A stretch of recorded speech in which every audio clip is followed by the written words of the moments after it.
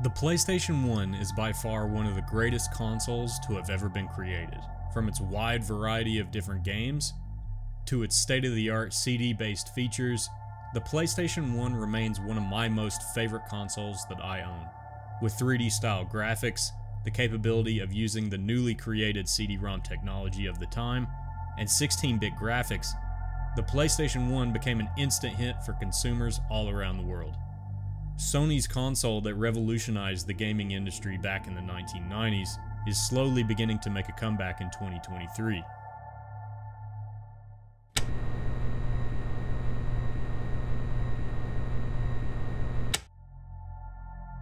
Low poly is a type of art form that is characterized by the use of low polygon count, limited color palettes, and a retro aesthetic that pays homage to the graphics of the original PlayStation 1. The use of low poly art style in horror games can add an element of nostalgia and eeriness to its gameplay, as well as create a sense of isolation and otherworldliness. The simple, blocky shapes and limited color palettes of the low poly art style can also create a stark contrast to the dark, ominous themes often found in horror games. Due to the limitations of the PlayStation 1 at the time, many textures and sprites were rendered in such a way to reduce their data limits. This was mostly due to the hardware limitations with rendering objects at long distances. Developers in the late 1990s would use darkness and fog to cover long distances, simply to hide that limitation. Because draw distances were so short and textures were so limited, you could see a sprite across the map and not be able to make out the entity or object. It becomes even more frightening when your brain begins to fool you simply because of the hardware limitations of the console. Your mind needs to work in overtime to calculate the missing pieces between the broken, jagged, and unrendered textures of the sprite. This leaves the player in a state of total confusion while also playing the game. The horror genre of video games is the most prominent features that the low-poly indie developers utilize to create most of their works of art. If you browse the Alpha Beta Gamer YouTube channel, you can find a vast collection of PS1-style horror games that you can download and play for free. These games are usually demos, but back in the day of the PlayStation 1, these demo discs were literally everywhere.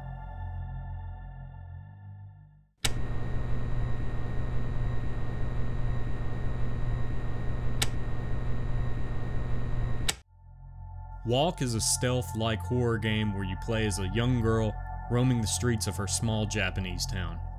Your objective in this game is to make your way home without getting caught by this mysterious shadowy creature.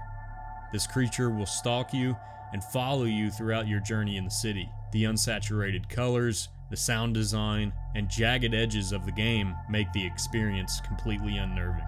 Also, the sound design in this demo is also some of the greatest sound design and soundtrack that I've ever heard. Resembling an art style like Resident Evil and the Silent Hill franchise, Walk is a great example of how you can use PS1 style graphics to create an indie dev horror game.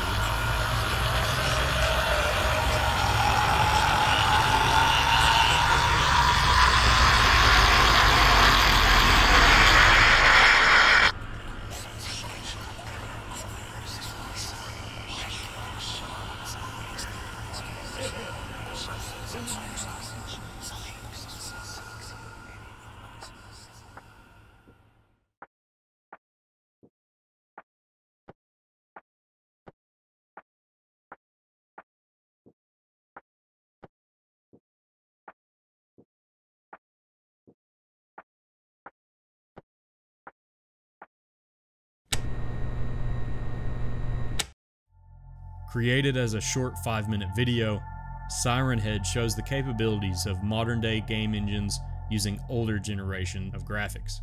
This first-person demo shows the character walking through the woods and seeing a gruesome scene, only to be met by his own worst nightmare.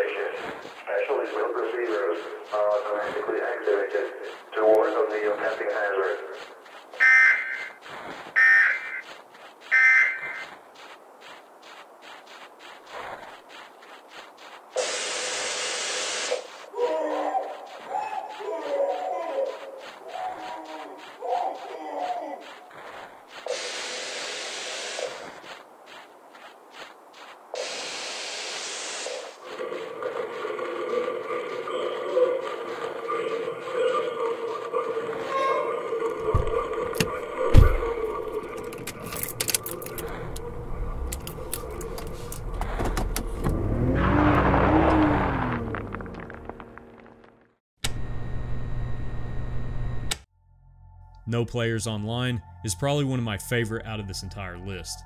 You follow a lone player in what seems to be a forgotten and abandoned FPS game. However, as the player begins to roam the map, the mystery of this FPS game slowly becomes revealed.